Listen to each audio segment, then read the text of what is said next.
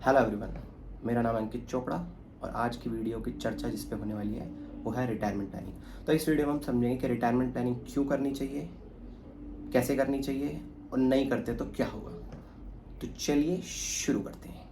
तो सबसे पहला पॉइंट है कि रिटायरमेंट प्लानिंग क्या होती है। तो रिटायरमेंट प्लानिंग आसान भाषाओं में ये है कि जब आप 60 साल के हो जाओ तो आपको पैसे के लिए किसी पर डिपेंडेंट ना रहना पड़े, कि आपके इतना एक फ़ंड पड़ा हो जिससे आपको हर महीने के महीने इतने पैसे आ रहे हो कि आपको किसी पर डिपेंडेंट ना रहना पड़े। तो उसके लिए आपको स्टार्टिंग अर्ली करके इन्वेस्टमेंट करनी होती है। जैसे कईयों पे प्रॉपर्टी होते हैं, कईयों के पास एफडी में होते हैं, कईयों के पास म्यूचुअल फंड में होते हैं। इतने होते हैं कि उनके महीने के खर्चे आराम से निकल जाए। तो ये हमें समझ आए कि रिटायरमेंट फंड होता क्या है। अब पॉइंट ऑफ व्यू आता है हम कैसे बना सकते हैं। तो जिसको जितनी जल्दी होश आता है, जिसको 20 साल की उम्र में होश आया, किसी को 30 में आया, किसी को 40 में आया, जिसको जितनी जल्दी होश आएगा और वो अपनी इन्वेस्टमेंट स्टार्ट कर देगा, उसका रिटायरमेंट फंड उतना बड़ा होने की प्रोबेबिलिटी है। क्योंकि रिटायरमेंट प्लानिंग करने के लिए जो हम इन्वेस्टमेंट कर रहे हैं उसको ग्रो करने के लिए जितना ज़्यादा टाइम होगा आपके पास, पैसे ज़्यादा इंपॉर्टेंट नहीं है, टाइम जितना ज़्यादा ग्रो होगा उतना वो फंड बड़ा हो जाएगा। अगर आपको 50 साल की उम्र में होश आता है कि ऐसा ऐसा भी कुछ होता है और हमें शुरू करना चाहिए, तो बहुत टफ हो जाएगा। 40 भी कंपैरेटिवली लेट है। तो अगर आप 20, 25, 30 की रेंज में हो तो ये बेस्ट टाइम है स्टार्ट कर देने का। एक एक साल अगर आप और लेट करते हो तो वो बाद में बहुत महंगा पड़ेगा। आगे हम एग्जाम्पल के साथ समझेंगे। तो हमें ये क्लियर होगा कि रिटायरमेंट फंड होता क्या है, कैसे बना सकते हैं। अब इस पे आते हैं। तो हमारे पे 2-3 ऑप्शन है ले देके कि कैसे हम अपना रिटायरमेंट प्लानिंग कर सकते हैं। अगर आप नौकरी कर रहे हो तो आप अपना पूरा टाइम वहाँ दे रहे हो, तो आप बिजनेस नहीं कर रहे, आप नौकरी कर रहे हो। नौकरी के साथ या तो आप प्रॉपर्टी ले सकते हो, जो कि एक स्टार्टिंग में एकदम से हैवी रिक्वायरमेंट मांगता है कैपिटल की, स्टार्टिंग ही 40-50 लाख 1 करोड़ से होती है। जबकि दूसरा पॉइंट ऑफ व्यू होता है एफडी करा लो और आप सेफ प्ले करो, जो कि लोग प्ले करते हैं। बट उसका क्या नुकसान है मैं कैलकुलेशन के साथ समझाऊंगा। तीसरा ऑप्शन है आप म्यूचुअल फंड के थ्रू चले जाओ। म्यूचुअल फंड के थ्रू आप एक मंथली अमाउंट सेट कर लो कि मैं इतना हर महीने शिद्दत से बिना रुके डालता रहूँगा, इन्वेस्ट करता रहूँगा बिना उसकी परवाह करे कि ऊपर नीचे कितना ज़्यादा हो रहा है। थर्ड, फोर्थ ऑप्शन होता है आप इंडिविजुअल स्टॉक्स लो, पर्टिकुलर एक कंपनी के स्टॉक, फॉर एग्जांपल डाबर का शेयर, मैरिको का शेयर, रिलायंस का शेयर, एनी एग्जांपल कोई भी। बट उसमें बहुत ज़्यादा रिस्क होता है। तो हमने समझा कि ऑप्शंस हमारे पे क्या क्या है इन्वेस्टमेंट के। अब इसमें से कैसा कौन सा इन्वेस्टमेंट किसके लिए सूटेबल है वो मैं बताता हूँ। तो अगर आप जॉब गोअर हो, नौकरी पेशा हो, तो आपके लिए सबसे बेस्ट ऑप्शन है म्यूचुअल फंड। रीज़न बीइंग क्योंकि इसमें जो दिमाग लगाना है वो बहुत कम लगाना है। एक आपने अमाउंट सेट कर लिया है जो आप डालते रहोगे और आप भूल जाओगे। अगर आप इसको ग्रो करने का टाइम दोगे तो वो आराम से पैसे बन जाएंगे विदाउट एनी टेंशन।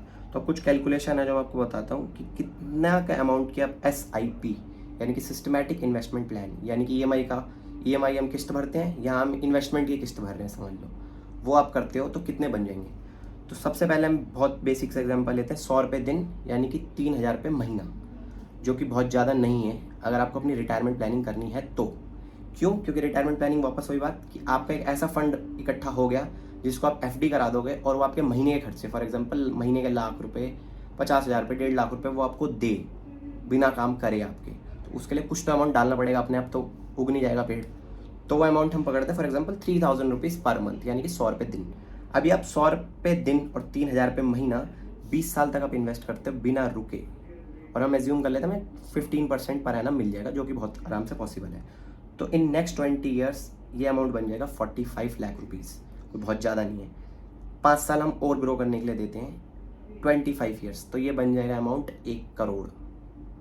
5 साल और हम ग्रो करने के लिए देते हैं, यानी कि 30 साल हमने अमाउंट को ग्रो करने के लिए दिया, तो ये अमाउंट बन गया 2 करोड़। अगर हम 5 साल और देते हैं यानी कि 35 ईयर्स, तो ये अमाउंट बन गया 4.5 करोड़।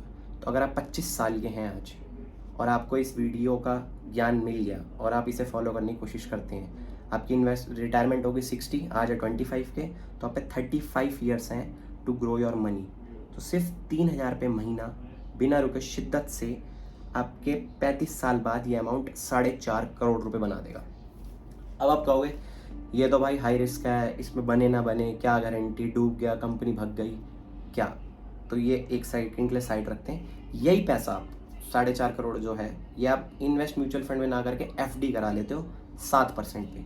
तो यानी यस, ये 4.5 करोड़ की जगह कितना कम बनेगा, तो ये अमाउंट होगा जस्ट 55 लाख रुपीज़, यानी कि अप्रॉक्सीमेटली 4 करोड़ रुपीज़ का डिफरेंस आ रहा है इन 35 सालों में अगर आप एफडी की जगह म्यूचुअल फंड को चुनते हो। तो 4 करोड़ का डिफरेंस क्रिएट हो रहा है यहाँ पे सेफ प्ले करने में, यहाँ थोड़ा सा रिस्क लेने में। इतना बड़ा ड्रास्टिक चेंज आ सकता है कि अगर आप राइट टाइम पे राइट इन्वेस्टमेंट जल्दी से स्टार्ट कर देते हो तो पहले हमने ये समझा कि भाई रिटायरमेंट प्लानिंग क्यों ज़रूरी है, ना करने का क्या नुकसान है। ना करने का एक नुकसान है कि आपने नहीं करा, आप कमाते हो महीने का फॉर एग्जांपल 50,000 1 लाख रुपीज़ और साथ साथ उड़ा देते हो ईएमआई में, तो आपकी ये हैबिट आज भी है, कल जब सैलरी बढ़ जाएगी तब भी रहेगी।